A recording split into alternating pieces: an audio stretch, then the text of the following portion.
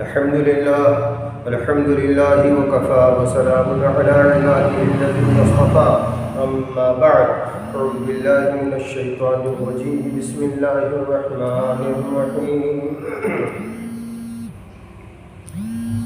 إياك نعبد وإياك نستعين اهدنا الصراط المستقيم صراط الذين أنعمت عليهم غير المغضوب عليهم ولا الضالين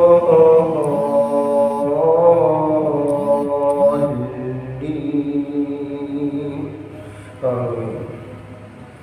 سبحان ربك رب العزة عما يصفون وسلام على المرسلين والحمد لله رب العالمين. درود پاک ہم سب عبادت کی نیت سے پڑھیں. اللهم صل على محمد وعجلته بعدد كل معلوم لك.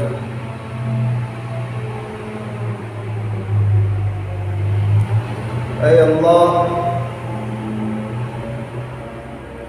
تیری ہی ہم بندگی کرتے ہیں اور تجھ ہی سے مدد چاہتے ہیں. بتلا ہم کو سیدھا راستہ.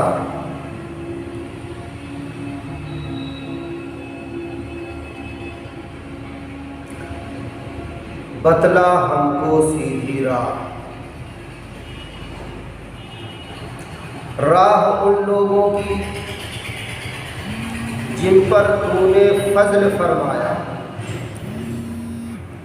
جن پر نہ تیرا غصہ ہوا اور نہ وہ گمراہ ہوئے.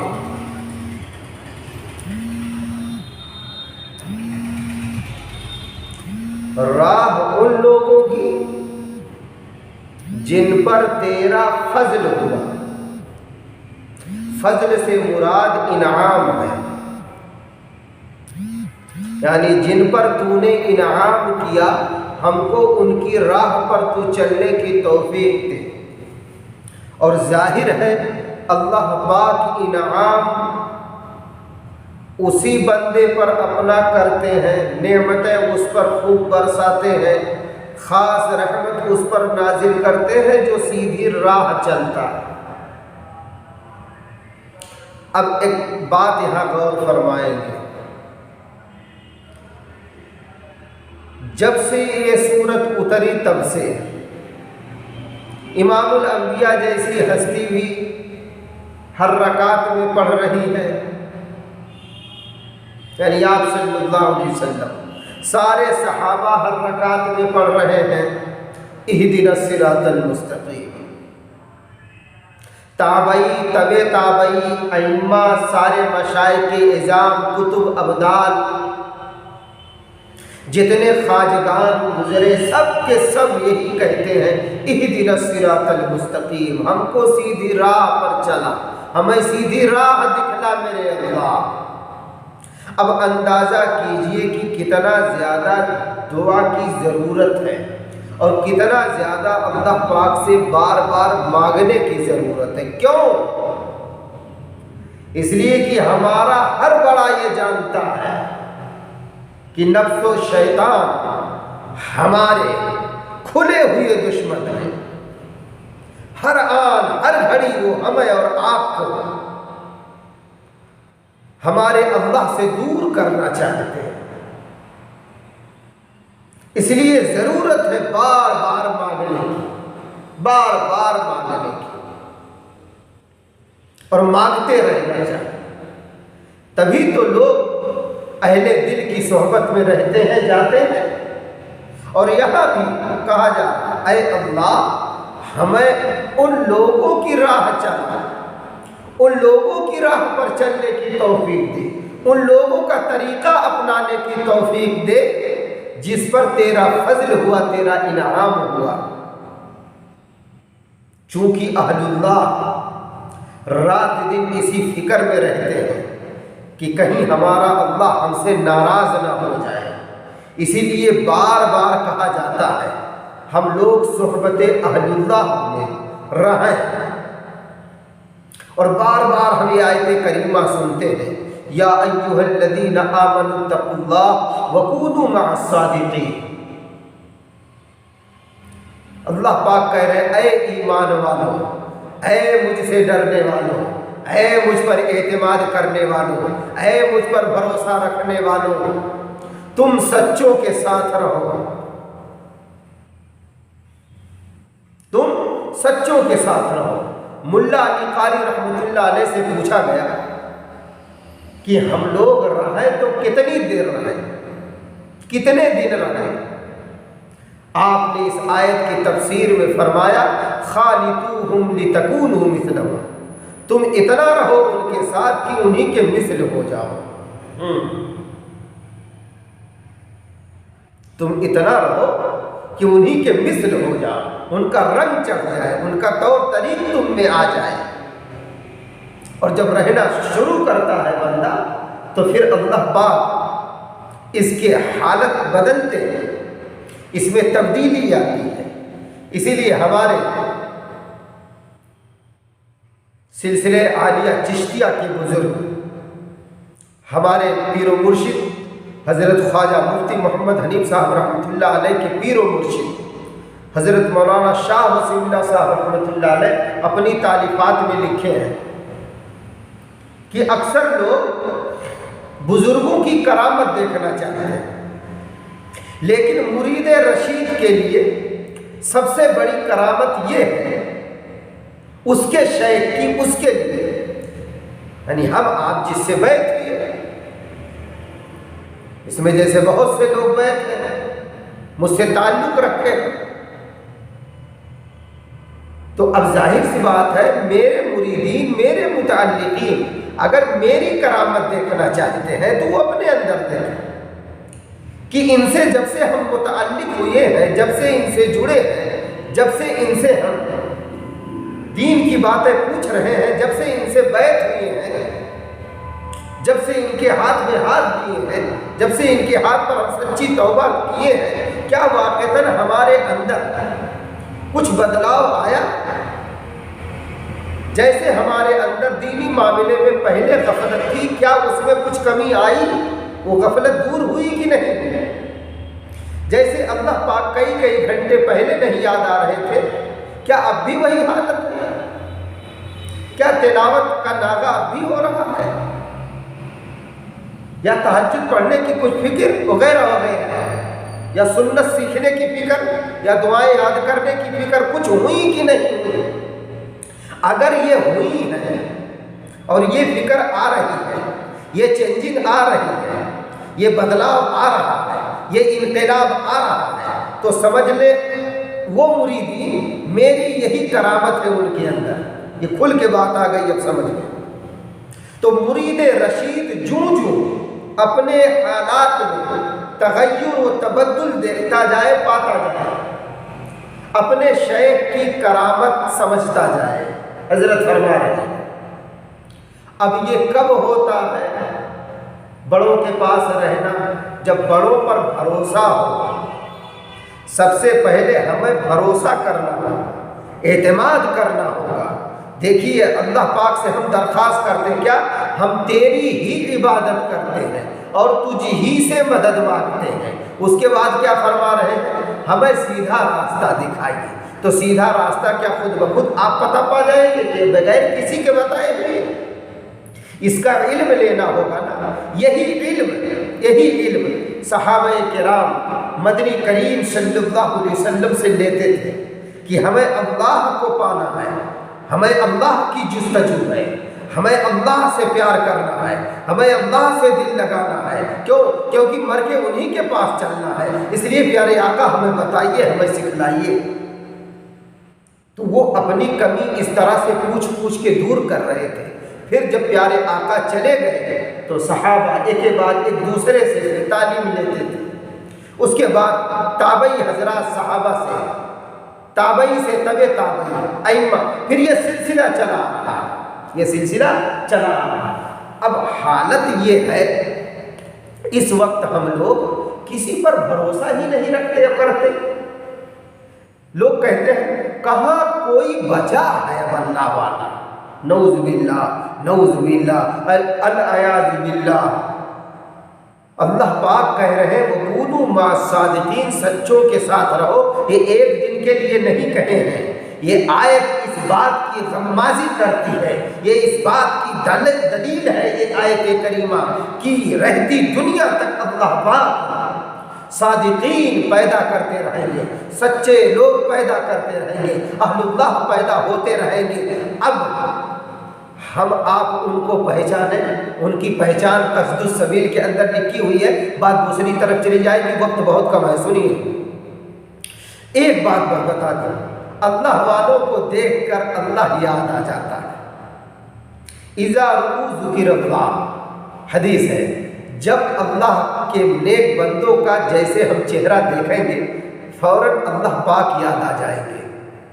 ایک نشانی، دوسری علامت، دوسری نشانی، ان کے پاس جب بیٹھیں گے دنیا کی محبت سرد ہوگی اور فکر آخرت بڑھے گی۔ دو ہو گئی۔ تیسری علامت، وہ اللہ کا نرالا اور البیلا بندہ سنت نبوی صلی اللہ علیہ وسلم کا پیروکار ہوگا۔ اگر وہ سنت نبوی کا پیروکار نہیں ہے، لاکھ کرامتیں دکھائے، بے شمار مریدین اس کے ہو جائیں، چاہنے والے ہو جائیں، آگے پیچھے کئی کئی گاڑیاں اس کے چلتی ہیں، لاؤ لشکر آتے ہیں، S P D S P D M اور سی ایم آتے ہیں، لیکن اگر وہ سنت سے دور ہے تو میں قسم کھا کے کہتا ہوں اللہ کے گھر میں، قسم خدا کی، وہ ولی ہو ہی نہیں سکتا جو سنت پر عامل نہ ہو، جو سنت کا عمل کرنے والا نہ ہو، گرچہ اڑتا ہو ہوا میں رات دن۔ اگر اس کو یہ کرامت بھی ملی ہو جو ہوا میں اڑ کے لوگوں کو دکھاتا ہو تو اس کو شعبدہ سمجھنا، کیا؟ گرچہ اڑتا ہو ہوا میں رات دن، گرچہ اڑتا ہو ہوا میں رات دن، ترک سنت جو کرے شیطان گن، شیطان گن۔ آپ صلی اللہ علیہ وسلم کی محبت، ان کی سنت اس کے رگ و پے میں بسی ہوئی۔ ہمارے اکابرین دیوبند میں کوئی بندہ آپ کو ایسا نہیں ملے گا، کوئی شیخ، کوئی مربی، کوئی پیر ایسا نہیں ملے گا جو ایک بھی سنت سے دور رہا، حتیٰ کہ انگریز کا دورہ ہے، تسلط ہے، جگہ جگہ انگریز اپنی عدالتیں لگا رہا ہے، اس کے کارندے سمن آ گیا، نوٹس آ گیا، بحر العلوم فخر دیوبند حضرت مولانا قاسم نانوتوی رحمت اللہ علیہ، ان کے نام نوٹس ہے، سمن، گرفتار کیا جائے۔ آپ 3 دن روپوش رہے، دشمن سے چھپے رہے، چوتھے دن نکل آئے، لوگوں نے کہا حضرت پولیس ابھی تلاش کر رہی، آپ کا جواب سنو۔ فرمایا میں 3 دن روپوش رہا اور اس 3 دن کے دوران قرآن و حدیث آپ صلی اللہ علیہ وسلم کی پوری زندگی ٹٹولتا رہا، مجھے کہیں نہیں ملا کہ دشمن سے ڈر کر 3 دن سے زیادہ میرے نبی روپوش رہے، وہی غار سور میں 3 دن 3 رات آپ چھپے رہے۔ کہا اس سے زیادہ کی روایت نہیں ملتی، اس لیے قاسم نانوتوی دشمن سے ڈر کر اب چوتھے دن نہیں چھپ سکتا۔ سبحان اللہ، نقش قدم نبی کے ہیں جنت کے راستے، اللہ سے ملاتے ہیں سنت کے راستے، اسی لیے میری آواز میں ایک گرج ہوتی ہے، میری آواز کے اندر ایک درد ہوتا ہے، میری آواز میں ایک روب ہوتا ہے۔ کیوں؟ میرے اکابرین کی مجھے سرپرستی حاصل ہے، ان کی دعائیں حاصل ہیں، ان کی نسبتیں حاصل ہیں، یہ کچا دھاگا نہیں ہے۔ اس لیے آپ حضرات بھی جانتے ہیں اور اچھی طرح جانتے ہیں، اس لیے بار بار کہتا ہوں، اور ہمارے خواجہ فرماتے تھے پوروی زبان میں بوجھ کے باج ہے، باج کے نہ بوجھ ہے۔ یعنی اگر آپ شیخ اپنا کوئی پکڑ رہے ہیں تو پہلے یہ دیکھیے وہ سنت کا پیروکار ہے یا نہیں، حقیقت میں وہ اللہ والا ہے کہ نہیں۔ پہلے اس کے پاس کچھ آؤ جاؤ سمجھو بوجھو، اس کے بعد پھر اس کے بعد ہاتھ میں ہاتھ دو۔ بات دوسری طرف جا رہی ہے، عرض یہ کر رہا تھا کہ ہمیں تو بھروسہ ہی نہیں رہا ان حضرات کو۔ سب سے پہلے میں دلیل صحابہ کرام کی زندگی سے دے رہا ہوں کہ آپ صلی اللہ علیہ وسلم پر صحابہ کرام کیسے بھروسہ کیے تھے، کتنا اعتماد کیے تھے۔ یہ حضرات اپنے بڑے پر اعتماد کیے تھے، بھروسہ کیے تھے، تب یہ متقی بنے، اللہ کا خوف ان میں آیا، پھر یہ آخرت والے بنے، جنت والے بنے۔ آج ہمیں تو اپنے بڑوں پر بھروسہ نہیں، اور بڑے بھی ہمارے ویسے ہی نعوذ باللہ ہو گئے ہیں آج کل۔ اللہ معاف فرمائے، ہم لوگوں کو معاف فرمائے۔ ذرا بھی شیخیت چمک جاتی ہے، ذرا بھی پیری مریدی، بس سلسلہ شروع ہو جاتا، ہم بھی آپے سے باہر ہونے لگتے ہیں۔ اللہ حفاظت فرمائے۔ اس لیے کبھی ناز نہیں، ہمیشہ نیاز مندی اپناؤ، نیاز مندی، عاجزی، تواضع۔ ذرا بھی ناز آئے گا تو اللہ کے ہاں سے ہم گر جائیں گے، کھٹکھائی میں چلے جائیں گے۔ یہ مہلک بیماری ہے، بہت جلدی انشاءاللہ مہلک بیماریوں کا بیان آنے والا ہے۔ دعا فرمائیے، اللہ پاک قبول فرمائے۔ تو بات یہ ہو رہی تھی کہ ان کو اعتماد تھا، بھروسہ تھا، اور کیسا تھا دیکھیے۔ یہ سن 8 ہجری کا واقعہ ہے، جب فتح مکہ کے لیے ہمارے آپ کے نبی صلی اللہ علیہ وسلم تیاریاں کر رہے تھے، اور اس تیاری کے دوران ایک حضرت حاتم رضی اللہ عنہ تھے۔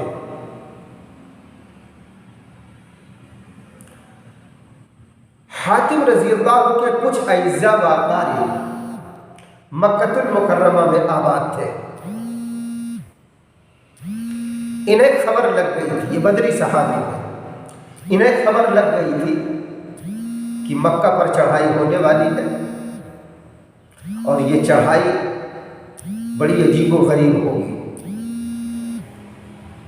تو انہوں نے سوچا کہ میں اپنے اعزاء و اقارب کو خبر دے دوں تاکہ اس چڑھائی سے، اس حملے سے آگاہ ہو جائے، اور جو وہاں کے با اثر ہے اس خبر دینے پر وہ لوگ میرے خاندان والوں کی، میرے اعزاء و اقارب کی رعایت کریں گے کہ چلیے حاتم نے یہ خبر دے دی ہے تو اس کے عوض ہم لوگ ان کے خاندان اور ان کے اعزاء و اقارب کی حفاظت کریں گے۔ ان کی کوئی غلط نیت نہیں تھی، غلط ارادہ نہیں تھا۔ بہرحال انہوں نے چپکے سے ایک خط لکھا، اور وہ خط ایک عورت کو دیا اور کچھ انعام دیا، اور انعام دینے کے بعد انہوں نے کہا کہ تم مکہ المکرمہ پہنچو، وہاں پر جب یہ خط لے جا کے تم فلاں کو دو گی تو وہ لوگ تمہیں اور انعام دیں گے۔ بہرحال یہ عورت انعام کی لالچ میں مدینہ المنورہ سے یہ خط لے کر مکہ کے لیے روانہ ہوتی ہے۔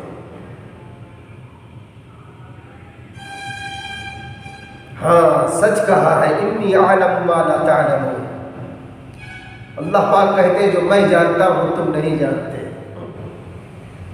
اللہ کو پل پل کی خبر ہے، جو تو چھپ کے کرتا ہے اہل زمین سے، جو تو چھپ کے کرتا ہے اہل زمین سے، کوئی دیکھتا ہے تجھے آسمان سے۔ آج آپ جو مجھے محبت کی نگاہوں سے دیکھ رہے ہیں، یہ اللہ کی معرفت اور محبت میرے ذریعہ سے آپ کو حاصل ہو رہی ہے، تو آپ مجھے محبت سے دیکھ رہے ہیں، آپ ہدیہ لا کے دے رہے ہیں، کرتے پیجامے سلا رہے ہیں، عمامے لا کے تحفہ دے رہے ہیں، عبایا لا کے پیش کر رہے ہیں۔ پھل پھول آپ لا رہے ہیں، آپ کی عورتیں میرے گھر میں کھانا پکانا اپنا مقدر سمجھتی ہیں۔ کیوں؟ کیونکہ آپ کو محسوس ہو رہا کہ میرے ذریعے سے آپ کو اللہ پاک تقویٰ طہارت عطا کر رہے ہیں، اپنی معرفت محبت عطا کر رہے ہیں۔ ذرا سوچئے صحابہ کرام جو سراپا مخلص تھے، اخلاص کے پیکر تھے، ان کے دل و دماغ میں رگ و پے میں مدنی کریم صلی اللہ علیہ وسلم کی کتنی محبت رہی ہوگی، کتنی محبت رہی ہوگی، کتنی شدت سے یہ لوگ اللہ اور نبی کو چاہتے رہے ہوں گے، ہم تم کیا اندازہ کر پائیں گے۔ اللہ ہم سب کو اپنا صحیح تعلق اور اپنے نبی کا صحیح تعلق نصیب فرمائے۔ حضرت جبریل علیہ السلام آتے ہیں اور خبر دیتے ہیں کہ حاتم نے ایک عورت کے ذریعے سے مکہ والوں کو پیغام بھیج دیا ہے اور وہ عورت فلاں جگہ پہنچی ہے۔ المرتجع ایک کتاب ہے،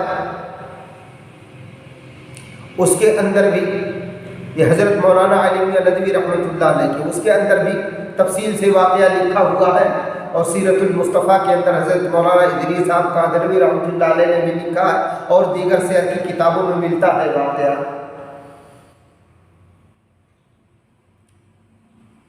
حضرت جبریل علیہ السلام کے ذریعے سے اطلاع دے دی،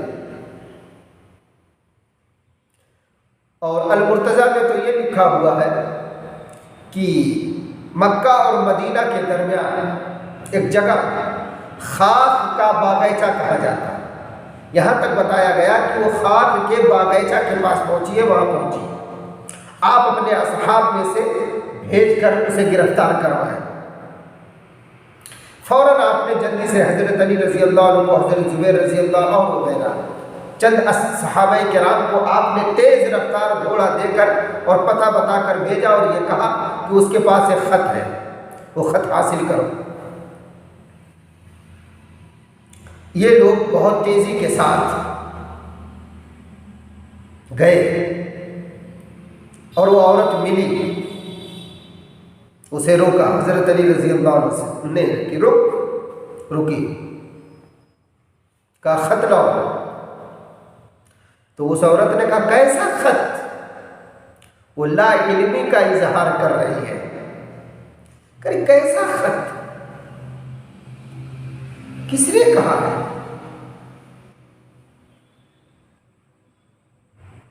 تو کہا ہم تمہاری تلاشی لیں گے۔ سارے صحابہ کرام نے اونٹ کی، اس کے کجاوے کی، اور دیگر جو اس کے پاس سامان تھے، سب سامانوں کی جب تلاشی لے لی، جائزہ لے لیا، تو خط کہیں ملا نہیں۔ اب سنیے گا، اپنے شیخ پر اعتماد، اپنے پیر پر بھروسہ، مدنی کریم صلی اللہ علیہ وسلم کی ذات اقدس پر جو ان کا اعتماد تھا، بھروسہ تھا، وہ بتانا چاہتا ہوں۔ حضرت علی رضی اللہ عنہ کو جلال آ گیا اور فرمایا اے عورت سن، قسم خدا کی خط تیرے پاس ہے، کیوں؟ کیونکہ میرے نبی نے کہا ہے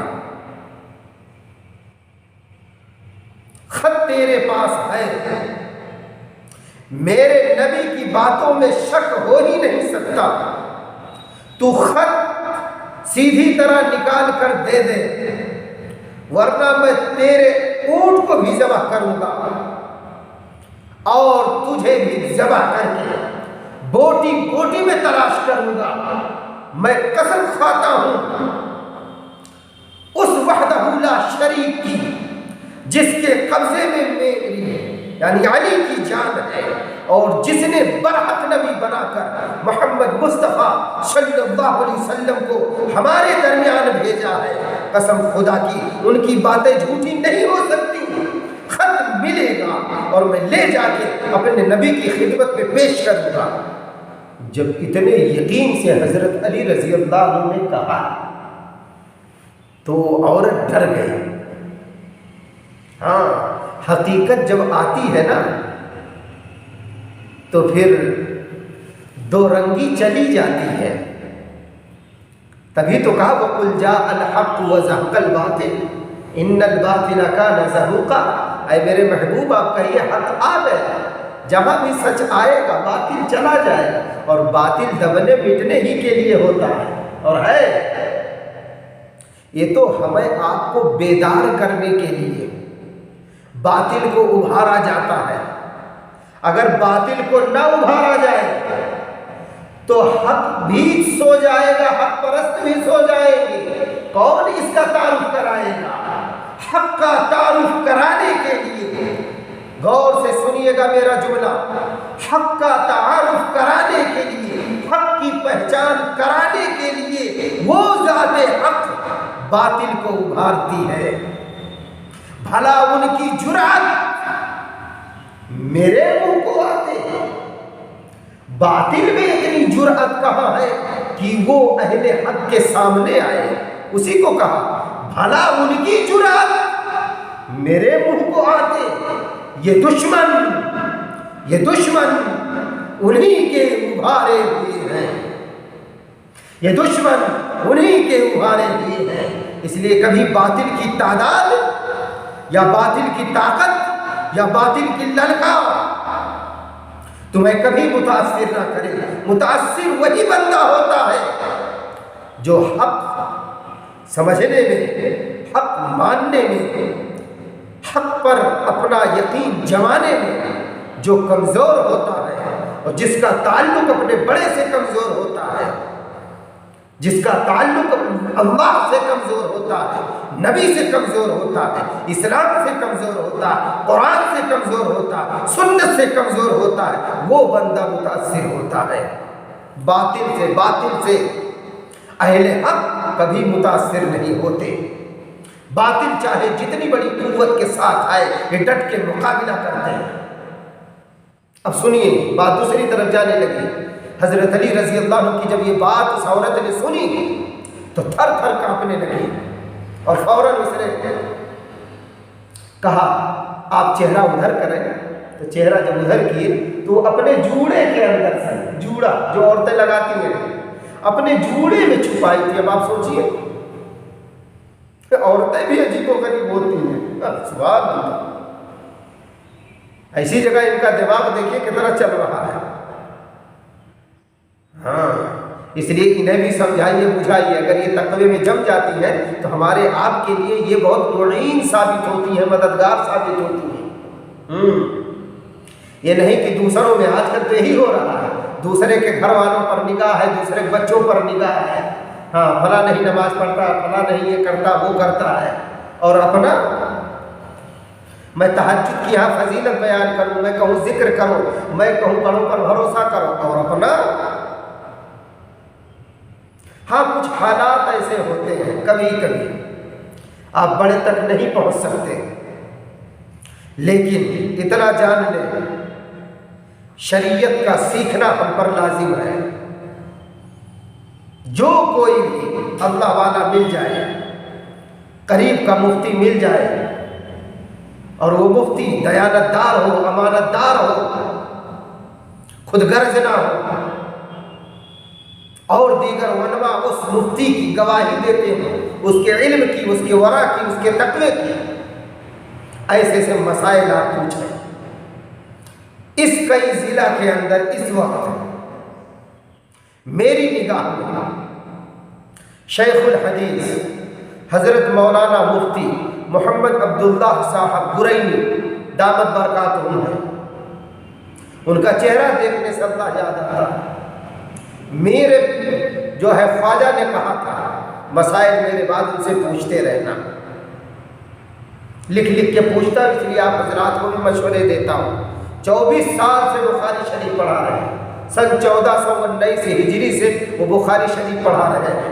جیسا کہ میں نے کئی بیانات میں اپنے ان کا تقوی بیان کیا، اور آپ صلی اللہ علیہ وسلم سے جو ان کا دلی لگاؤ ہے، جو حدیث سے دلی لگاؤ ہے، جس کی بنیاد پر اللہ پاک کئی مرتبہ انہیں آپ صلی اللہ علیہ وسلم کی خواب میں زیارت کرائے ہیں، ہو سکتا ہے کبھی پھر بیان کر دوں انشاءاللہ۔ تو یہ عورت کے پاس سے خط ملا اور خط لے کر آئے، آپ صلی اللہ علیہ وسلم کو دیے، بہرحال عورت گرفتار ہوئی وغیرہ وغیرہ۔ مجھے بتانا یہ تھا اس واقعہ سے کہ ان کا بھروسہ، ان کا اعتماد اپنے بڑے کی بات پر کتنا تھا۔ اس لیے ہم اور آپ بھی اپنے بڑے پر بھروسہ کریں۔ اسی لیے کہا جاتا ہے فنا فی الشیخ فنا فی الرسول فنا فی اللہ۔ شیخ تعلیمات نبوی میں خود اپنے کو اور آپ کو ڈھالتا ہے کہ ہم سب تعلیمات نبوی اپنائیں، آپ صلی اللہ علیہ وسلم کی سنت، ان کا اسوہ، ان کا طریقہ، ان کی زندگی اپنائیں خود اور اپنے مریدین، اپنے متعلقین سے، جملہ امت سے بھی کہتا ہے۔ پھر اس کی برکت سے آپ صلی اللہ علیہ وسلم سے محبت پیدا ہوتی ہے۔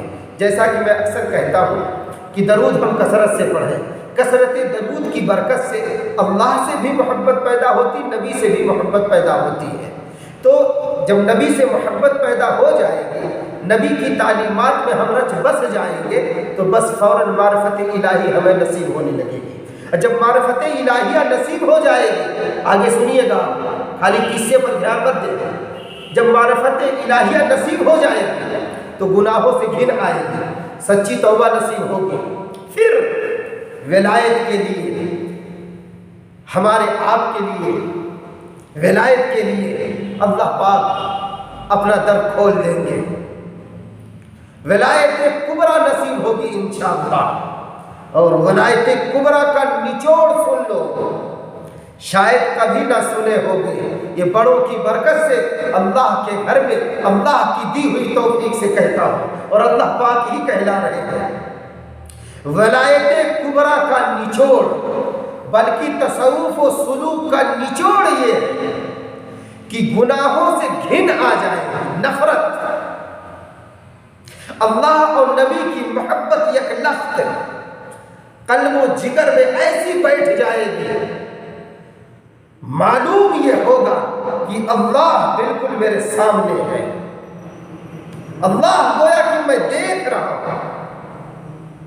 اور جب بندے کی یہ کیفیت ہوتی ہے، اور جب بندے کو یہ نصیب ہوتی ہے دولت، تو پھر اسے کیف و مستی آتی ہے، اسے اللہ کا شوق ذوق نصیب ہوتا ہے، اس کے اندر ورع اور تقویٰ آتا ہے، اس کے اندر سے پھر خیانت نکل جاتی ہے، اس میں امانت داری، دیانت داری آتی ہے۔ پھر ایسے بندے کی قبولیت عام طور پر زمین میں اللہ پاک رکھ دیتے ہیں۔ پھر ایسے بندے کے بارے میں آتا ہے کہ اللہ پاک حضرت جبریل علیہ السلام کو بلاتے، جیسا کہ اکثر بیان کیا ہوں، پھر بیان کر دوں گا پوری روایت پڑھ کر، بہرحال بات دوسری طرف جانے لگی ہے، میں شروع کی باتوں میں پھر آتا ہوں۔ میں کیا آیت پڑھی گئی تھی خطبے میں؟ ایاک نعبد و ایاک نستعین۔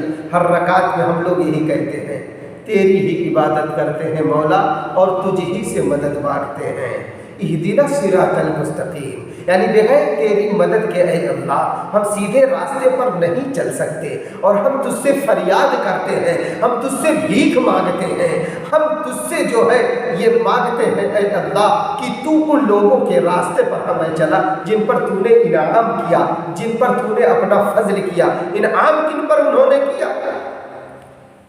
نبی و رسول پر، ان کے ماننے والوں پر، یعنی صدیقین پر، شہداء پر جو اللہ کے نام پر اپنا سر کٹا دیے، صالحین پر جو نیکوکاری کرتے ہیں، اللہ پاک سے ڈر کے زندگی گزارتے ہیں، ایسوں کا راستہ مانگتے ہیں۔ تو ایسوں کا راستہ کیسے پتہ چلے گا؟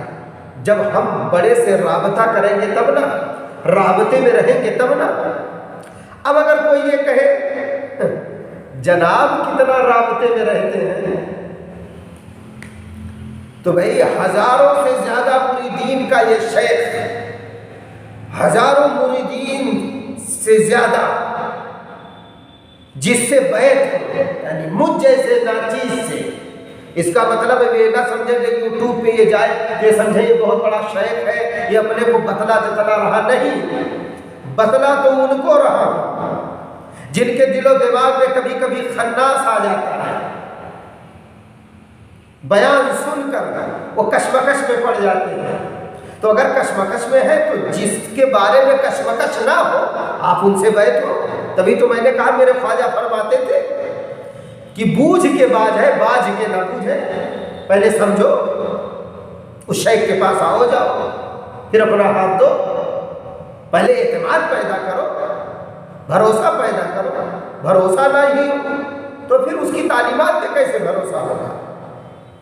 हाँ, तो यहाँ बताया रहा हूँ कि मैं अल्हम्दुलिल्लाह जो भी बातें पूछता हूँ वो लिख कर पूछता हूँ, और 2-4 बार ऐसों से पूछूंगा, चाहे वो बहुत बड़ा अल्लामा हो, मुफ्ती हो, चाहे जो 2-3 बार ऐसों से पूछता हूँ कि हाँ ये मामला है। अगर वो लिख के जवाब नहीं देता तो फिर ऐसों से नहीं पूछता। अभी कई खत हज़रत ख्वाजा के मेरे पास पड़े हैं अल्हम्दुलिल्लाह। अब जितने मसाइल पूछता हूँ हज़रत शेखुल हदीस मुफ्ती अब्दुल्ला साहब दामत बरकातुहू से अल्हम्दुलिल्लाह वो सब मौजूद हैं। कहीं कहीं कुछ मसले ऐसे होते हैं जिन पर दस्तखत ज़रूर करा लेता हूँ, इसलिए आप हजरात को भी मशवरे देता हूँ। और अल्लाह वालों के पास रहा जाए, उनसे सीखा जाए, पूछा जाए। खाली आना जाना ही ना रखें, खाली आने जाने से भी फ़ायदा होता है, चूँकि बयान होता है, बयान में बहुत सारी बातें आ जाती हैं और बहुत से लोगों पर हैबत तारी होती है, रोब पड़ता है। तो ऐसों के बारे में मेरा मशवरा ये है, बहुत से ऐसे हैं, ऐसों के बारे में मेरा मशवरा यही है कि ये लोग लिख कर लाया करें, घर से पूछ लिया करें, इलाज पूछिए। अल्लाह पाक मुझे भी तौफीक दे, आप हजरात को भी तौफीक दे। बात अब आधे घंटे से ज़्यादा की हो गई है, दुआ फरमाइए अल्लाह पाक कहने सुनने से ज़्यादा अमल की तौफीक दे, और अपने बड़ों पर भरोसा की, एतमाद की भी तौफीक दे। सहाबाए किराम को जो कामयाबी मिली थी, अपनों को जो उनको कामयाबी मिली थी, वो अपने बड़ों पर भरोसा करने की वजह से, बड़े पर भरोसा किए थे, एतमाद किए थे, फिर उनकी बताई हुई तालीमात पर उन्हें खुद ब खुद एतमाद हुआ, भरोसा हुआ। फिर जब वो अमल किए तो अल्लाह की निगाह में वो महबूब बन गए। ऐसे हम लोग भी जब अल्लाह की निगाह में महबूब हो जाएंगे तो फिर खुद ही समझ में आएगा कि वो हम कहाँ पड़े थे, किस खटखाई में पड़े थे, क्यों ऐसी गफलत हम बरत रहे थे। दुआ फरमाइए। और एक बात बार बार कहता हूँ, अभी पूछा भी गया था कि हज़रत बार बार ये ख्यालात आते हैं, वो ख्यालात आते हैं, और शैतान जो है जो ऐसी किस्म की बातें डालता है, कई साल से तुम बैठ हो, ये हो, फला हो, दिमाग हो, तो कोई जैसे तरक्की नहीं दिखती। देखिए सबसे बड़ी तरक्की यही है कि अल्लाह पाक हम सबको अपने ज़िक्र में लगाए हैं, मुराकबे में लगाए हैं, सुन्नत सीखने में लगाए हैं, दुआएं सीखने में लगाए हैं, कुरान सीखने में लगाए हैं, कुरान की तिलावत में लगाए हैं। ये बहुत बड़ी खुशबख्ती और खुशनसीबी की बात है। हाँ, रहा सवाल कैफियत हरदम नहीं रहती, कैफियत हरदम नहीं रहती। हज़रत ख्वाजा फरमाते थे कि ये कैफियत बहुत थोड़ी थोड़ी देर के लिए मिलेगी और रहेगी, इसलिए इस कैफियत के चक्कर में ना पड़ना। लो लागत लागी। हज़रत मियाँ चाँद शाह रहमतुल्लाह अलैह हमारे इलाके के सिलसिले आलिया नक्शबंदिया के बुजुर्ग फरमाते थे, क्या यही बात बता के बात ख़त्म करता हूँ, लो लागत लागी। अच्छा, इशारा ये दे रहे हैं कि हज़रत थोड़ा सा, अच्छा ठीक है। लो लागत लागी, लो लागत लागी, भय भागत भागी। लो अल्लाह की मोहब्बत लगते लगते लग जाएगी। लो लागत लागी, भय भागत भागी। बहुत दिनों का सोवल मनवा, बहुत दिनों का सोवल मनवा, जागत जागी। बहुत दिनों का सोवल मनवा से मुराद यहाँ मन है, दिल है, ये पूर्वी ज़बान है। वो कहते थे प्यार लगते लगते अल्लाह का लग जाएगा, ارے کبھی ایسا بھی ہوا کہ جو اللہ کو چاہنے کے لیے نکلا، تلاش میں نکلا، بھلا اللہ اسے ملے نہ ہو؟